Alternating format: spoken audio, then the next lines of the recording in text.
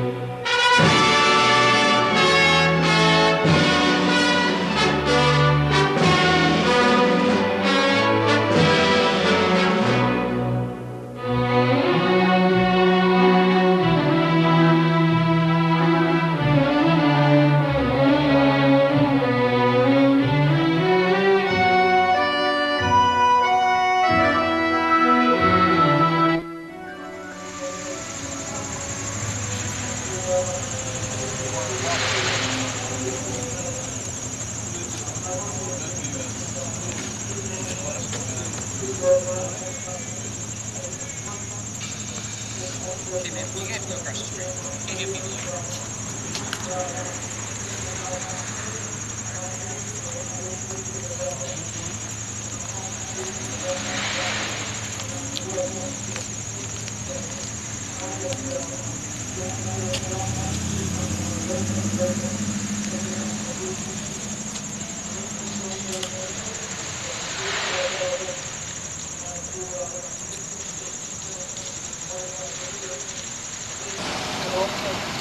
His lawyers and his brothers and other people in Israel who are part of the Israeli support movement. So I will talk about this wonderful session we had this afternoon. People who came out, the talk by our Japanese visitor and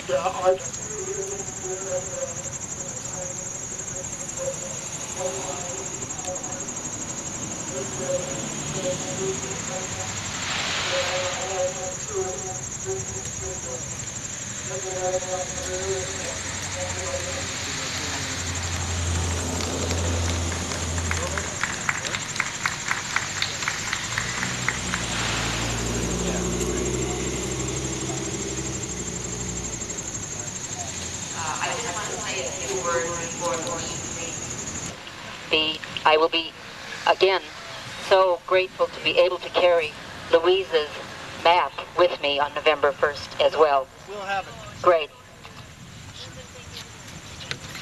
Thank you, Cynthia, and Godspeed to you on your trip to The Hague, and our hearts and hands will go with you on that trip, and thank you for all that you're doing.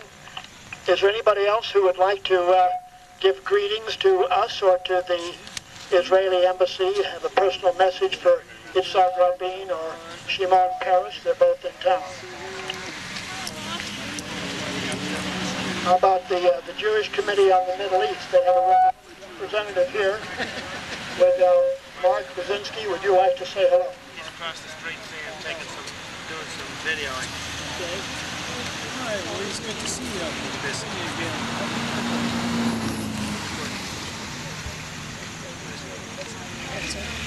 What's happened to us? It's just always good to be with friends. Elaine, Mark, and friend.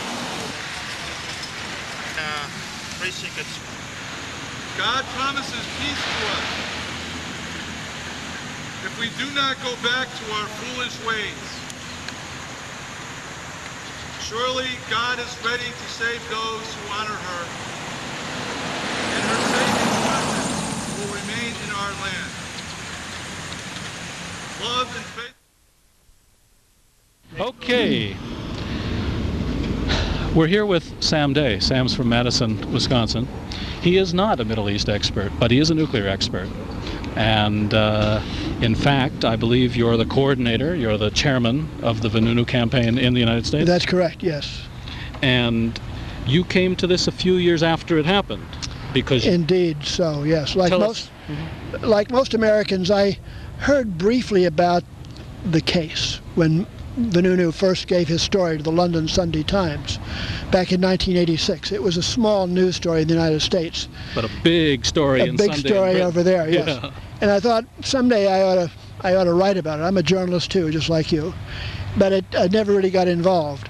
It wasn't until I went over to the Middle East for the first time, that was in 1992, that I became psychologically involved. And that was principally through the work of a man named Gideon Spiro. I know Gideon. You I know just saw him a Gideon? few months ago. Did in you? fact. Well, he's a very energetic guy, and he persuaded me to go down to Will you join us? Okay, go ahead. Gideon Spiro, who's the head of the Israeli support group, persuaded me to go down to Ashkelon prison, and we did a demonstration there.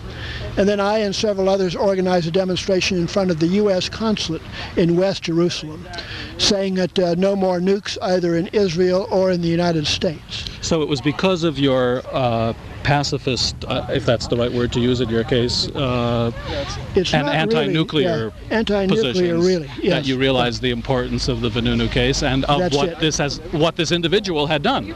That's it exactly. And as I understand it, he didn't do it for money. There was no payment. He didn't ask the London Sunday Times for anything. That's He correct. did this as a matter of conscience, It is a matter of conscience. which And- makes it extra good. Right, yes. And it provides a fine example for us to try to match him. Because I think it won't take too many people acting in that kind of an absolutist, non-cooperative way, particularly people who are within the U.S.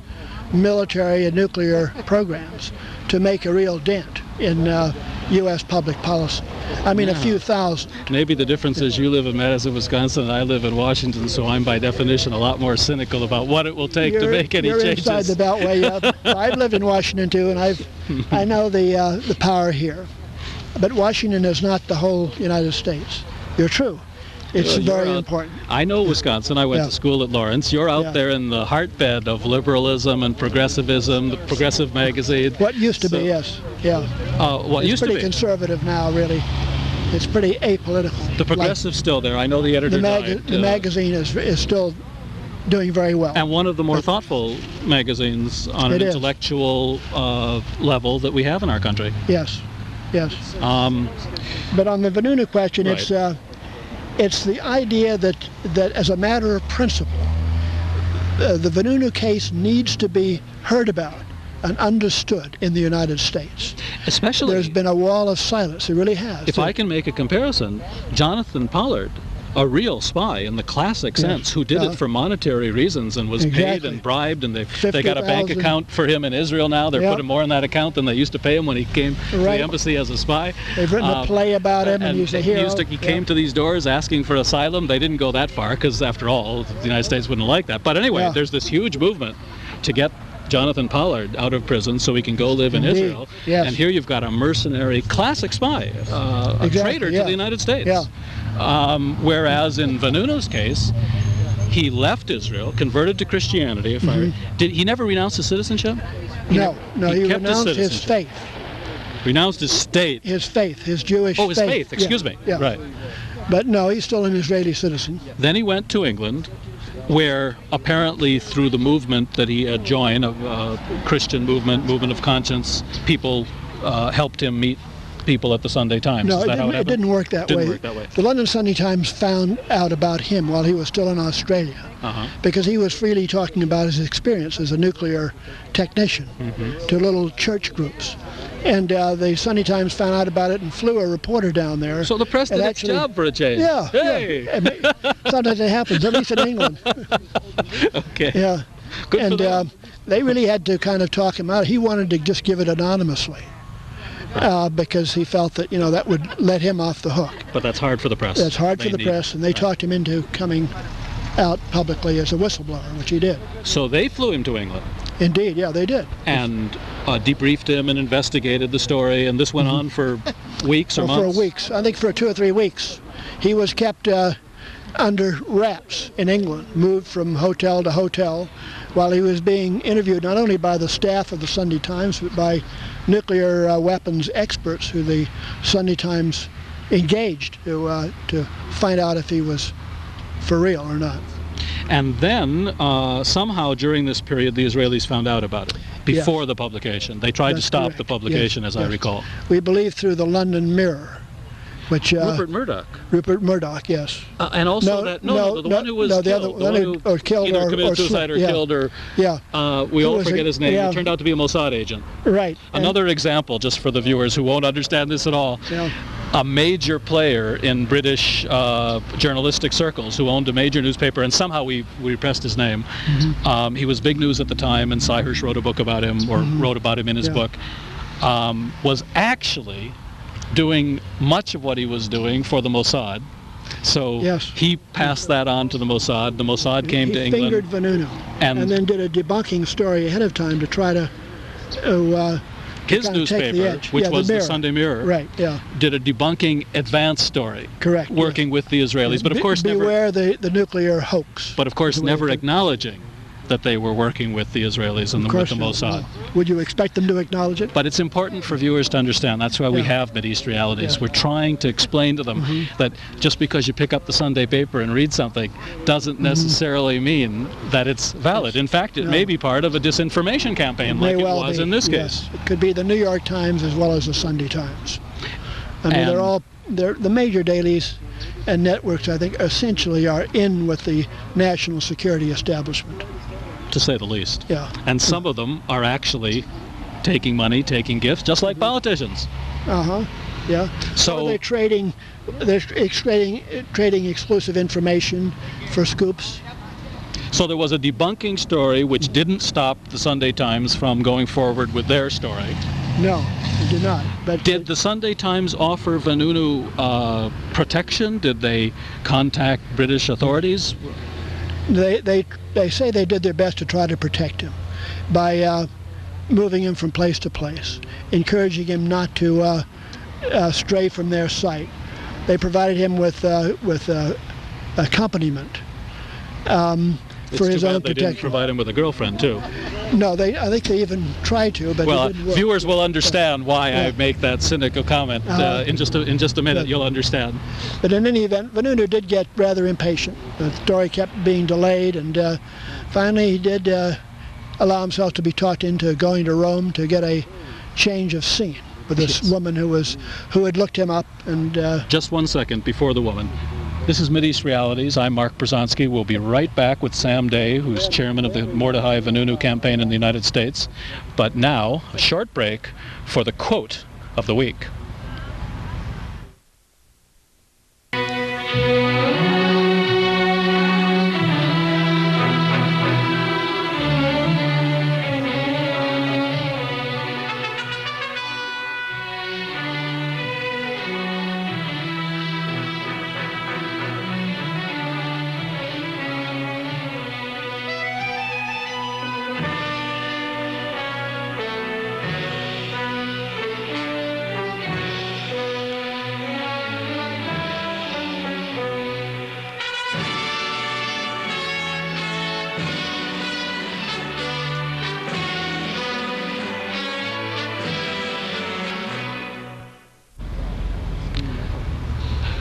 We're back. I'm Mark Bruzonsky, your host. This is Sam Day from Madison, Wisconsin, chairman of the Vanunu campaign. Long-time activist, I have a feeling. For longer than myself. Well, maybe 20 or 30 years. Okay. Yeah.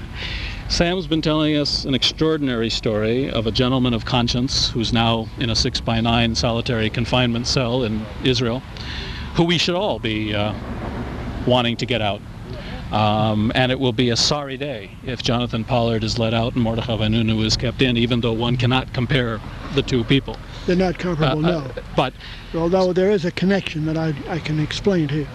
Okay, let's hear the connection. The connection is that if Clinton allows himself to be talked into releasing Jonathan Pollard, as Yitzhak Rabin and others are imploring him to do, he should not even consider doing that unless the Israelis at least first release Mordechai Vanunu. Fair enough. Yeah. But let's be brutally candid to our viewers. When it comes to matters relating to the Middle East, especially relating to Israel, Bill Clinton is their boy. That's correct. They infiltrated his campaign. They joked behind the scenes that they had a dozen people in his Little Rock headquarters. They brought him to Washington because they didn't want George Bush here. I mean, they helped. They were a significant force to do so. They run his Middle East policy. Two Democratic presidents, really. But never as bad as this one. They got him to assign the national security job, the Middle East national security job, to a man who not only was an Israeli lobby stooge, but to a man who during the campaign wasn't even an American citizen. He was an Australian. And then when they saw that Clinton was going to win, they quickly whisked through his citizenship and had the audacity to put two Israelis right in the White House, one working on national security affairs, one working on political affairs. Now, whatever one's view of American politics, and for a president like Clinton to come out against special interests and pretend to be independent and pretend to be doing what's right for America, when we all know that on Israeli Middle East issues, he's nothing more. I'm sorry to have to say it this way, he's a stooge of the Israelis, and a great actor, and he loves to hold these ceremonies, but he does what he's told. So the idea that he's going to consider justice and fairness on this issue, he's going to do what the Israelis want him to do. I wouldn't dispute that. He would have released Pollard had it not been for the fact that the military lobby happens to be stronger than the Israeli lobby. Agreed. And besides that, I suspect he has told Rabin under the table that when he can, he will. For instance, if he's elected to a second term, would you or I be surprised if Johnny Pollard, during the first year of that second term, somehow was taken to a plane and sent away? Well, he'll be eligible for parole, very soon. And it could just happen in the normal course of events. So, I mean, it will happen. Yeah. But Vanunu, right. Vanunu Not doesn't. that I'm against Pollard's being released. I don't think he should be held either. But oh, that's interesting. Yeah. Why not? I don't believe in long prison terms serve any useful purpose at all. All right. Certainly not a life term. That's a very the reason he got a life term. Of any life. But there too, and I'm not making a judgment on the merits, but let's explain that he got a life term because the military and the intelligence people say the secrets he gave away were so significant as to cause the deaths of many people. So he didn't get it just for turning over secrets. He got it for turning over secrets which he knew were so important that others were going to suffer and lose their lives. Yeah, but this is not about Johnny Pollard. This is, in fact, it's not really just about Mordechai Vanunu. It's really about nuclear weapons in our world. And that's how you got That's the bottom involved in line, this. yes. It's really about the fact that we've just learned that this country threatened Saddam Hussein to use them during the 91 war, when there was no reason in the world, there was no military contents. The Israelis have twice threatened to use nuclear weapons. And we have threatened many times, not just for the first time in Iraq, but we threatened in Korea, we threatened in Vietnam, and I think on a number of other occasions too. And it's threats like that which cause governments in Iran, in North Korea, and other places in the world to say the Americans are the greatest hypocrites in the world. They not only have them in huge numbers, but they actually threaten to use them. And then when we say we need some to protect ourselves, they treat us as if we are the world's greatest ogres. Exactly. We use them actually in the same way that a bank robber uses a gun. He doesn't need to shoot the gun, he just needs to put it in front of the teller's head to get the money. And in the Middle East, we use weapons in the same way, really. And in the Middle East, the nuclear arms race is really just beginning. I interviewed for this program Mohammed Said Ahmed in Egypt, in Cairo, a few months ago. And he's a great analyst. He's the one who wrote the book in the 70s, When the Guns Fall Silent, predicting a peace with Israel. But he doesn't support this peace, and he still won't meet with Israelis in Cairo. But he said the reality is our region is in the beginning of a nuclear arms race, and the Israelis will not be allowed, even by the most moderate Arab governments, to be the sole possessors of nuclear arms. That's right. And the Israelis have only themselves to blame for that. And us. We helped them. Well, we helped them, but basically we're covering for them, but they, like the South Africans, they did it essentially unaided. We provide cover for them diplomatically. And I think we looked the other way when they stole some material from Pennsylvania, as I remember the story of Israel's nuclear development. It's in Cy Hirsch's book. There's different stories about the Pennsylvania thing, but the bottom line is that no modern country needs to get any help from anybody else to build credible nuclear weapons. And actually, I'd say that what the war with Iraq was all about was weapons of mass destruction. The Iraqis were the force that was going to build them. Pakistanis have built them. Libyans have tried. Iranians are doing so. Whatever denials they make, that's the standard denial. And 10 or 20 years from now, when the current peace process, either you're more optimistic than I, you think it may lead to a more stable situation, I think it's a ruse that will not only unravel but potentially bring things back in a worse way down the road. And I'm reminded of the peace to end all peace, the 1914 peace, where the 1918-1919 Paris Peace Conference, which David Fromkin has written about, calling it the peace to end all peace. When the Western world insisted they had structured a stable, lasting peace, but in reality they had connived against justice and against reason to carve the Middle East into spheres of influence, and it brought us generations of chaos, which we are still living through. That's when Iraq and Kuwait were carved up from each other. That's right. So, Most wars are written. The pieces are written by the winners of wars, and they very seldom last very long. Create more problems than they settle. But here you are in front of an American audience. I wish it were national television. I wish we were a network. I wish this was not just public access television, although public access is a very interesting, novel forum that makes it possible for us to do this. I'm going to uncharacteristically keep quiet and let you talk to the audience. You've devoted years of your life already to this, and you're leaving for England tonight and then for Israel. Go ahead and talk to the audience. Tell them why they should be involved in this. Okay, my bottom line really is a famous quotation by Albert Einstein, who said that with the unleashing of the power of the atom, everything changed except our way of thinking, and so we drift towards inevitable disaster. What he meant by that was that when we learned how to harness the nuclear power, we got control over forces that are so much beyond our ability to understand, that we're sort of like children playing with dynamite. We simply do not comprehend in our minds, let alone master in our political processes, this kind of destructive power.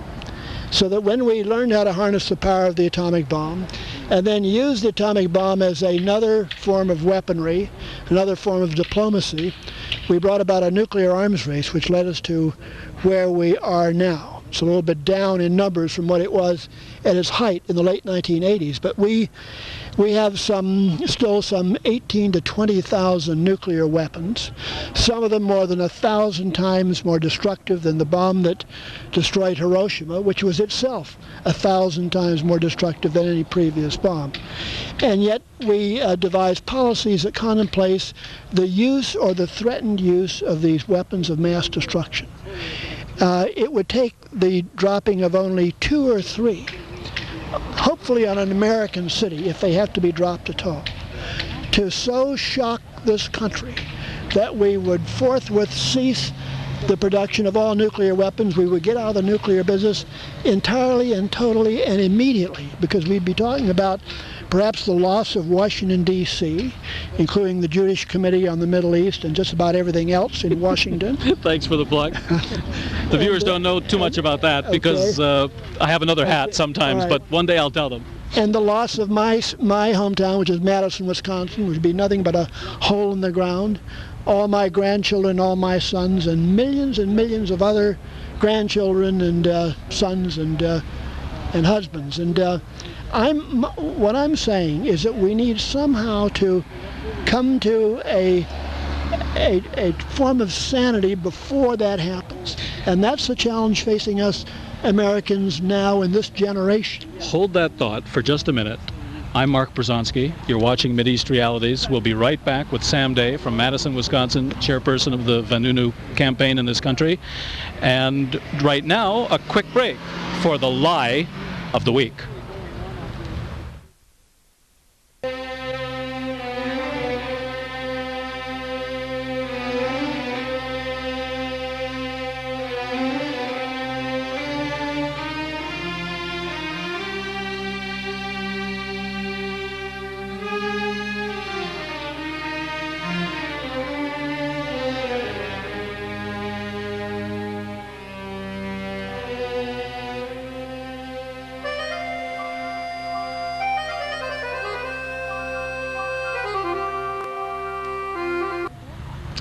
we're back.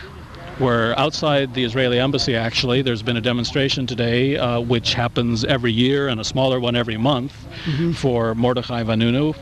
Let's just call him right now the Israeli prisoner of conscience, nuclear prisoner of conscience.